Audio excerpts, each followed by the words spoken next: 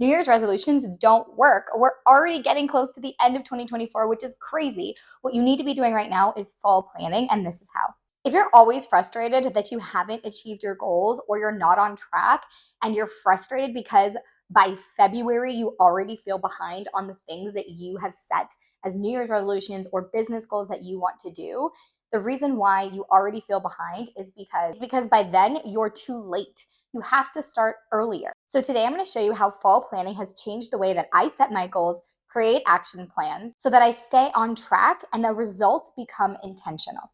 If you're new here, my name is Cassidy Arbeli. I am a serial entrepreneur, a multimillionaire, a business strategist and consultant, and I help women in business build profitable and freedom-based businesses so they can live their life on their own terms. And if you're returning, it's so good to see you. One of the biggest mistakes I was making was I was trying to create these goals and these resolutions as the new year is turning and everybody's kind of in this vibe to set what they want to achieve in this year that's coming up as of January. But the thing is that there's so much pressure during that time in January that you end up feeling the pressure to just create surface level goals just to set something because you sort of like have to. And then you don't come up with specific plans and tasks and schedule them out and figure out how you're going to actually achieve these things day over day, week over week, month over month within that year. And then you're not getting the results. You're feeling like a failure. You're falling off the bandwagon because you set those goals under so much pressure and they're usually more surface level. And it's making it really hard to stay on task and focus. And then even if you do achieve some of the results, but it's not really what you wanted, you don't have an emotional connection with what it is you're trying to achieve or why you're trying to achieve it. And it just becomes really, really hard to stay on task. Now, when you do what I'm going to teach you today how to do, results become creating action plans and creating goals and things you want to achieve based on how you want your life to look like, how you want your business to give you the tools, the resources, the time, freedom, all the things that you really need and what you really started this business for, so that you're not feeling the pressure. You're using the goal mapping method so that you can tackle those things every day, every week, every month, and you start to compound the results. And creating that plan early and taking the time without the pressure to really dive deep and go inward on what it is that I want to achieve without losing the focus and going after the things we didn't know we didn't want because we didn't do the work. And this is why I have focused on spending the time that I have available to me to work on my business and still make 7 figures a year, allowing me to live a life I love on my terms. So let's talk about a couple of reasons why January is not the ideal time for you to be going through this process. The first reason why January is the worst month to do this is because we are all coming off of a holiday hangover. We have spent so much money and so much time spending with our family, dealing with the chaos of the holiday season, but also hopefully being present and allowing ourselves to enjoy that time, that when January rolls around, we're exhausted. We're trying to pay back the money that we just spent, and there's just so much pressure during that time. The hours have changed, the days are shorter, we are a little more lethargic, there is not a vibe out in the world that's feeling super productive. And by the time January 1st rolls around, the year has already started and you are feeling like you're already late and behind in what it is that you need to decide and do the work to achieve. And so if you can't set those goals with intention, without the pressure, and really spending the time that it takes to do the work that needs to be done, it's going to be very hard for you to stick through it and stick it out month over month throughout the year. Here is why September is the best month for you to be focusing on the upcoming year, but also finishing the last 4 months of the year strong and being able to be hyper productive in those months. The first reason is it is back to school.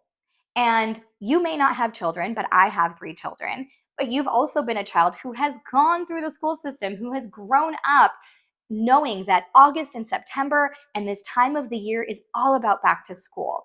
It's about getting new wardrobes and getting ready and organizing, your school stuff and your home and just getting prepared for a new year. The entire country and world and everybody's going back to school. You see school buses, you see school supplies. It's like everyone is buzzing and there's this vibe out there that like a new year is starting and everybody is getting back into being productive. You just got done being in summer mode, relaxation mode, time off mode, just kind of not having all these routines and this structure that you typically do during the school year. And so getting back to it and thinking about exactly what you want to do when it comes to the month of September through the end of the year and moving into 2025, it just is the perfect time. It's not as hot anymore. You're starting to feel that fall weather, and you know that your kids are going back to school, hopefully, and you're going to have a lot more time and a lot more freedom to do the things you want to do and be able to focus. And you're going to be forced to be put back into a routine where in the summer you get to be a little bit more loose with it. I mean, even when I go school shopping with my kids and I see all these crisp new notebooks and I want to buy one for myself and want to take it home and start writing down all the things that I want to achieve and all the goals that I have for the school year. Usually on the Sunday before school starts for the year, me and my husband take our kids out to dinner. We do a back to school dinner and we talk about what things do we want to achieve this year with our kids and what goals do they have. And doing that also allows us to think about, like, okay, the kids are going back to school. We have so much more time and we have so many more stuff that we can focus on while they're in school and really be able to dive into what work looks like at that point. And the routine starts to work. And I know that even this summer, there was a lot of things and ideas that I had, things I wanted to do in the business. And I just kept saying, it's going to have to start in September. And the reason why is because I feel that back to school vibe. I know my kids are going back to school. I know that it's a perfect time to really end the year strong, and also the perfect time for me to start thinking about, well, what's 2025 going to look like? And how do we start fall planning for the next year, but also how do we finish this year strong? Because I am feeling more productive in this season.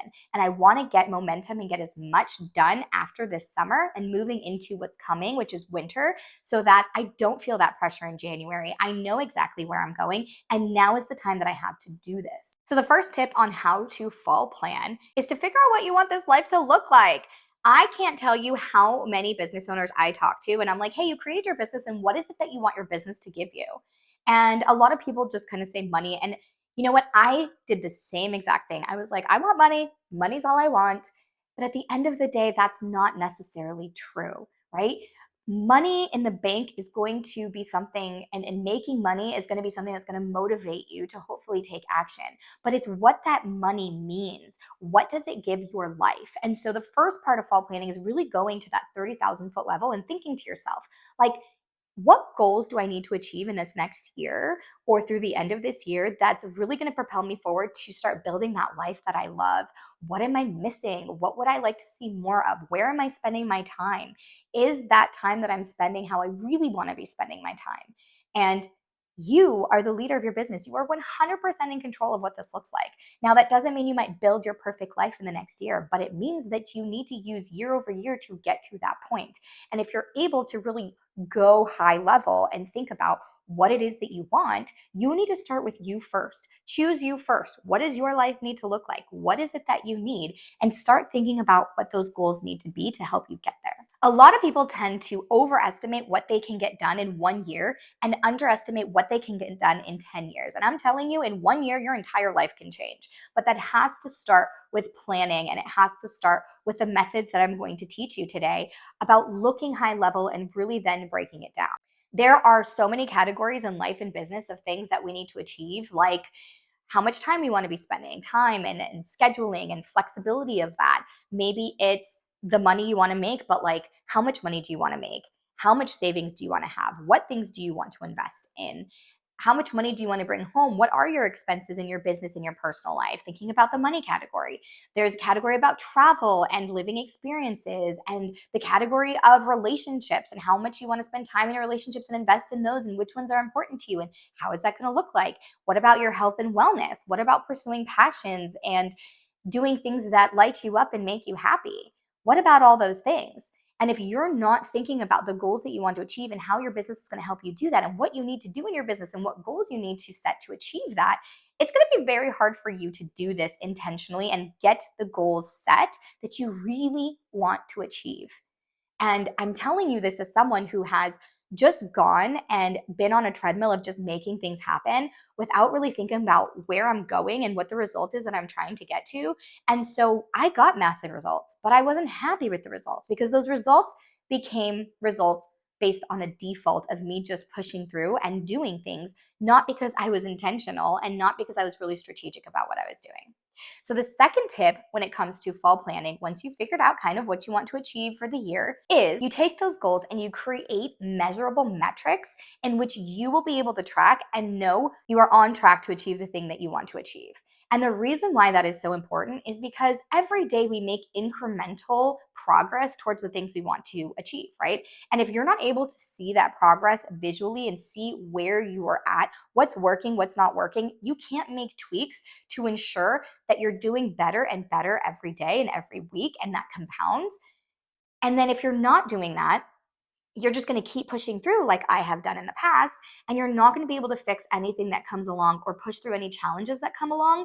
And then you're going to feel like a failure, you're going to quit, and you're going to be off the bandwagon by February, right? Do you see how this is all coming together? You really need to make sure that you are creating measurable metrics of, if you want to, let's say, lose 10 pounds, well, what is that going to look like in the next year? And how often do you need to be losing a pound? And how are you going to track that? It could be as simple as just having a piece of paper or using an Excel sheet or getting a whiteboard or tracking on some kind of software or app or device, but having a way for you to track that you are on this journey and this progression to get to where it is that you've set that you want to go is a huge piece to helping you make sure you achieve that. But part of the planning process when it comes to planning what you want to get to.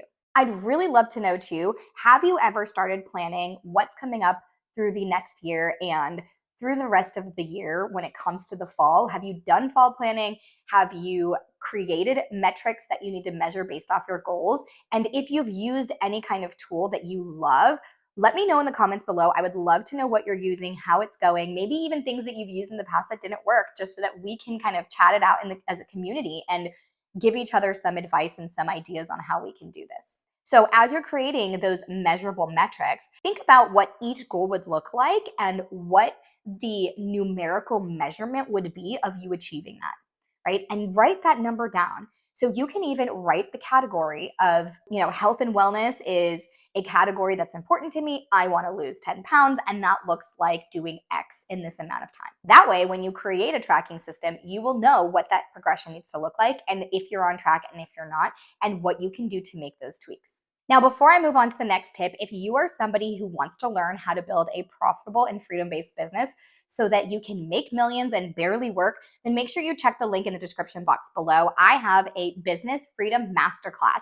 that's going to show you exactly the formula that I use to be able to build multiple businesses in 5 different industries that have been able to give me those profitable businesses where I barely work, where I'm working on my business more than I'm working in it. So make sure you check the description box below and click on that link, because that is going to be the next step for you to really increase the productivity in your business and learn how to look at your business differently and how to make sure your business is working for you and you not just working for it.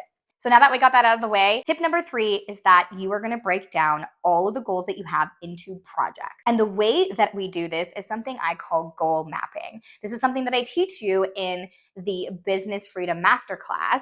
But goal mapping is really about taking each category, the goal that you've set, the metric that you've set for that goal, and we are going to break it down to exactly what you need to do in order to achieve it. So we're going to take that goal and reverse engineer it to even the daily tasks that you need to be achieving, so that when you go to your desk or to your office or to your business every day or in your home, whatever that might look like, you get to show up in the morning and you get to start tackling the things that you said you need to do that day. You do it day over day over day over day, which allows you to really put in the work that's intentional to the goal that you've set, and you're starting to achieve massive results. This allows you to work in those monthly cycles so that you show up and get the work done that's connected to what you say you want to achieve. Once you have the goal mapping mapped out to the projects that connect to the goals that you want to achieve, you are then going to work on time blocking and scheduling, getting those tasks done. Whether that is a morning block, an afternoon block, a work time block, whatever that looks like in the schedule and the time that you have available to you, you are going to set the time of when you're going to do that, and you're going to schedule it into your schedule. So for example, I have certain blocks of time in my calendar called work blocks.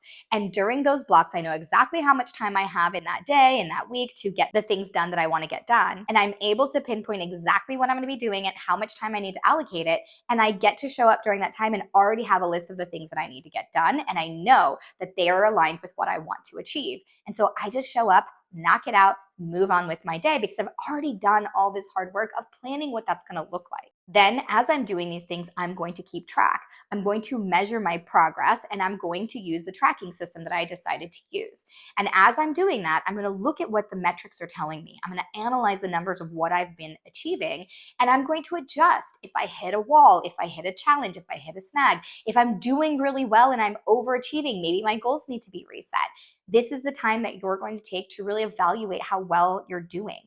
And with all of this, with the 3 tips and the things that I'm talking about, it's so important that you put these things as a priority, that you've done the work and that you start doing the action and the tasks and completing those, and that you're spending this time, because this is what working on your business looks like, right? This is how you make massive progress, and progress that is so important to you as you've chosen and you've taken the time to really look at what that looks like. And let me tell you another thing, you start doing this in September, you're going to achieve so much by the end of the year that you might even want to adjust what that looks like coming in January. January 1st, you wake up and you might be ahead of where you even said you wanted to be. That has happened to me so many times. And now you're feeling motivated. Now you're feeling activated. Now you're like, I am ready to kick this next year's ass, right? And this is where you build that momentum. It starts with doing the stuff in September because everything is better in September. I don't know about you, but fall is my favorite time of year. It is the time of change. It is the time of getting yourself prepared for what's coming. We already feel the buzz of the year ending and a new year coming. This is the exact time you should be doing fall planning. And not only that, get your team on board, get your employees on board, get your family on board. What is this going to look like, and how do you maybe need their help or their input? Getting prepared in the fall for what is coming is going to be the best thing that you can do in your business, and it starts now. Do not sit on this and do not wait on this, even if you don't do it perfectly. Learning how to do this process and implementing it to your life and your business is going to make huge shifts in the way you show up and the way you are ahead of the game as opposed to behind. And it's just going to make you feel really confident in what it is that you're achieving and how you're going to do it. And like I mentioned before, if you are someone who wants to go beyond just learning the tips, but actually putting them into action, do not forget to click the link below in the description box and get the free Business Freedom Masterclass that you can dive into and start implementing the formula that has made me millions while barely working and building a profitable and freedom-based business that lets me live life on my own terms. I also have this video that I share what we did in our fall planning for last year. Thank you so much for watching. I will catch you in the next video.